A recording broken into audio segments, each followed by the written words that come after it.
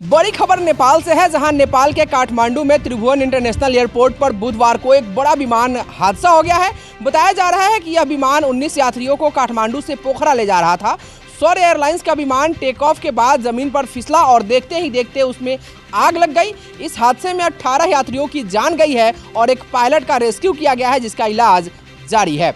हादसे का वीडियो सामने आया है, जिसमें दिख रहा है कि विमान रनवे पर टेक ऑफ के तुरंत बाद जमीन पर फिसलता है और उसमें आग लग जाती है। यह तस्वीरें ज़्यादा साफ नहीं है, क्योंकि यह सीसीटीवी सहित अन्य स्रोतों से प्राप्त हुई है और कैमरा तथा घटनास्थल की दूरी ज़्यादा होने के कारण तस्वीरें साफ नहीं आ पाई है। यह खबर आप कहां से देख रहे हैं? अपने गांव या शहर का नाम हमें कमेंट करके जरूर बताइएगा। इस घटना को लेकर प्रत्यक्षदर्शियों ने स्थानीय मीडिया में बताया कि प्लेन रनवे के दक्षिणी छोर से टेक ऑफ कर रहा था। अचानक जहाज पलटा और झटके खाने के बाद जमीन से टकरा गया। जमीन से टकराते ही एयरक्राफ्ट में आग लग गई और उसके बाद प्लेन रनवे के पूर्वी तरफ खाई में गिर गया। हादसे के बाद पूरे एयरपोर्ट पर धुएं का गुब्बार दिखने लगा। पुलिस और फायर फाइटर्स हादसे की साइट पर रेस्क्यू ऑपरेशन में लगे हुए हैं। नेपाल से आई मीडिया रिपोर्ट्स के मुताबिक विमान के पलटने के बाद ही उसमें आग लग गई और काला धुआं निकलने लगा। देखते ही देखते पूरे एयरपोर्ट पर काला धुआं फैल गया। नेपाल के नागरिक विमानन प्राधिकरण ने विमान में सवार 19 में से 18 यात्रियों की मौत की पुष्टि की है। ये सभी यात्री एयरलाइंस के स्टाफ थे। विमान ने त्रिभुवन एयरपोर्ट से सुबह 11:11 पर पोखरा के लिए उड़ान भरा था और रनवे पर कुछ दूर जाकर एयरपोर्ट के पूर्वी हिस्से में क्रैश हो गया।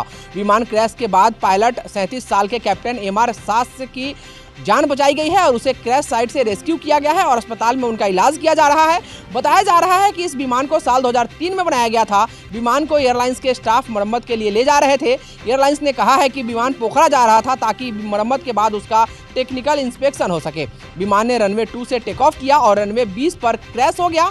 विमान हादसे को लेकर शुरुआती जानकारी में बताया गया है कि विमान ने गलत मोड़ ले लिया था। विमान को उड़ान भरने के बाद बाईं ओर मुड़ना था और वो दाईं ओर मुड़ गया और उड़ान भरने के 1 मिनट के अंदर ही वो क्रैश हो गया। आपको बता दें कि नेपाल में विमान हादसा कोई नई बात नहीं है, बल्कि पिछले साल जनवरी में ही यहाँ बड़ा विमान हादसा हुआ था, जिसमें 72 लोग मारे गए थे।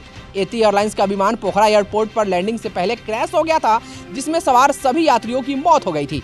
मई 2022 में नेपाल में एक और विमान हादसे में 22 लोग मारे गए थे। विमान पोखरा से जोसमोस जा रहा था और तभी क्रैश हो गया था। नेपाल में एक और विमान बड़ा हादसा मार्च 2018 में हुआ था, जिसमें 51 लोग मारे गए थे। विमान बांग्लादेश से नेपाल आ रहा था और त्रिभुवन एयरपोर्ट पर ही दुर्घटनाग्रस्त हो गया था। आप इसको लेकर अपनी राय कमेंट बॉक्स में जरूर बताएं। अभी के लिए बस इतना ही। आप बने रहिए हमारे साथ और देखते रहिए एक्सपर्ट न्यूज़, आपकी आवाज़। नमस्कार।